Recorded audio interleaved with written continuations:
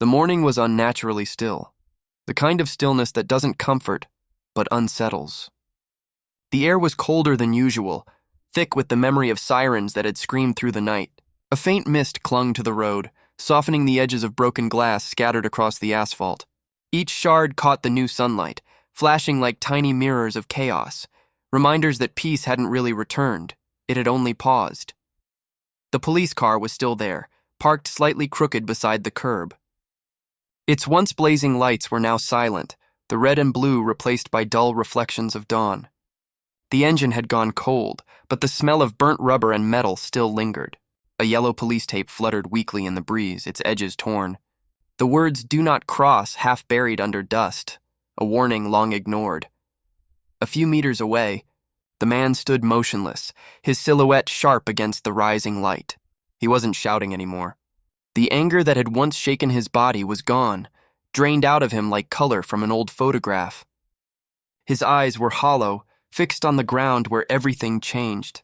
He looked tired, not from lack of sleep, but from the weight of a truth he couldn't carry anymore. He whispered something, barely audible.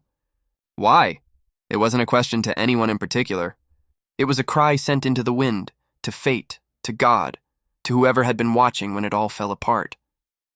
But the wind only moved past him, cold and indifferent, carrying his words away like dust. In the distance, the city was waking up. A fruit vendor pulled up his cart. A bus rolled by with its usual honk. Life was trying to move on, pretending last night never happened. But the man didn't move. To him, the city wasn't alive. It was haunted. Every sound echoed with the same silence that had taken everything from him. Inside the station, time seemed slower, the kind of silence that hums between ticking clocks. The fluorescent light above Officer Rahim's desk flickered every few seconds, making his shadow tremble across the paperwork spread before him. A half-finished cup of coffee sat cold at the corner, untouched since dawn. The bitter smell had mixed with the faint scent of old wood and metal, the scent of routine, of fatigue, of things left unsaid. Rahim sat slouched in his chair, staring at the open file for so long that the words had started to blur. The photograph clipped inside was of him, the man on the road, mid-yell, veins visible in his neck, eyes wild with something that looked like both pain and fury. Rahim exhaled slowly, pressing his fingers to his temples as if trying to rub the memory out of his head. But memories don't fade that easily, especially when they echo louder than gunshots. On the corner of his desk, a small fan spun lazily, pushing warm air in circles. Outside, the city was beginning to buzz, distant traffic, early chatter, the low hum of another day pretending to be normal. Rahim could hear it faintly through the cracked window. But here, inside, the air felt heavy. Every sound was muffled, as if the room itself was holding its breath. He leaned forward, picked up his pen, and stared at the first line of his report. Incident on highway. Confrontation between... He stopped. His hand trembled slightly. What could he write? A man lost control? A mistake? A tragedy? Every word he thought of felt like a lie. He crossed out the line and started again. Then again. The page filled with ink scars, words that meant nothing. A junior officer passed by, glanced at Rahim, and hesitated to speak. Everyone in the building knew. Something had happened, something bigger than a routine arrest. But no one dared to ask. The station was filled with whispers and eyes that avoided his. Rahim felt their silence pressing against his back. He looked up at the ceiling fan, then at the photo again. Sometimes, he whispered to himself, silence isn't peace. It's punishment. His voice was barely audible, but it trembled like confession. The pen slipped from his hand and rolled across the desk, stopping against the cold metal edge of his badge. For the first time, Rahim didn't feel like an officer. He felt like a witness. A man standing between truth and loyalty, both pulling him apart quietly, slowly, like gravity that never lets go. By noon, the truth had already lost the race. In a city where stories spread faster than sirens, a 30-second video had become the new gospel. The clip was shaky, filmed from someone's phone. An angry man shouting in front of a police car, veins rising on his neck, his voice breaking under daylight. The camera didn't catch what came before, or what came after. It didn't need to. For the world watching, those 30 seconds were enough to build a villain. Or a hero. Within hours, the video was everywhere. On phones, on TV screens, on feeds scrolling endlessly. People watched it again and again, dissecting every frame, every pause, every gesture. Some froze the image right at the moment the man raised his hand. See? He's threatening the officer. Others paused when his voice cracked. No, look. He's begging for something. The same clip, two truths. Neither complete comments flooded in faster than anyone could count. Another criminal caught lying. No, he's innocent. Police brutality again. He should have stayed quiet. If this happened to you, would you? In coffee shops and newsrooms, strangers became judges. Influencers made reaction videos. Anchors raised their voices. Politicians issued statements. Nobody asked the man what happened. Nobody asked the officer. Everyone already knew. For a few hours, the city forgot about traffic, bills, and the heat, because outrage is easier to hold than empathy. It burns faster. It feels righteous. And when the flame dies, it leaves behind only smoke, thick, gray, and empty. By the time evening approached, the video had crossed 1 million views. The caption read, "Man loses control on highway confrontation." But the truth was simpler, quieter. A man hadn't lost control. He had lost everything. And in the noise of the world, that silence was buried deeper than ever.